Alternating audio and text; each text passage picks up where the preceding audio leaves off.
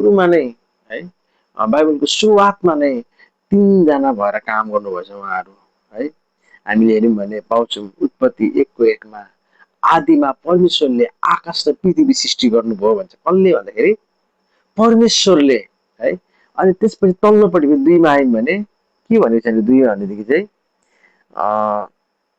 पृथ्वी चाहिँ आकार बिनाको शून्य थियो है। अनि परमेश्वरको आत्मा चाहिँ पानीमाथि परिभ्रमण गर्दै थियो भन्छ बाइबलले है। कसको आत्मा रे? परमेश्वरको आत्मा चाहिँ पानीमाथि परिभ्रमण गर्दै थियो भन्छ है नम्बर 2मा है।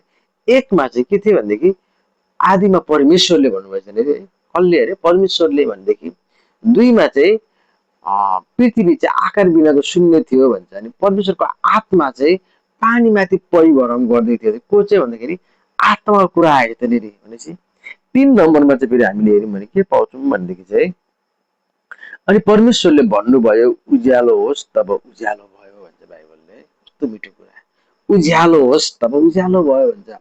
उज्यालो चाहिँ को हुनुहुन्छ त है? म संसारको ज्योति हो भनेर कसले भन्नुभएको छ? यीशु ख्रीष्टले भन्नुभएको छ। उज्यालो चाहिँ को हुनुहुन्छ भने चाहिँ परमेश्वर यीशु ख्रीष्ट हुनुहुन्छ है। त्यो कुरा हामीले बुझ्नुपर्छ। पिता है अनि यता पुत्र अनि पवित्र आत्मा चाहिँ त्रिएक परमेश्वर चाहिँ पहिला नै उहाँहरू चाहिँ सँगै भएर काम गर्नुहुन्थ्यो है।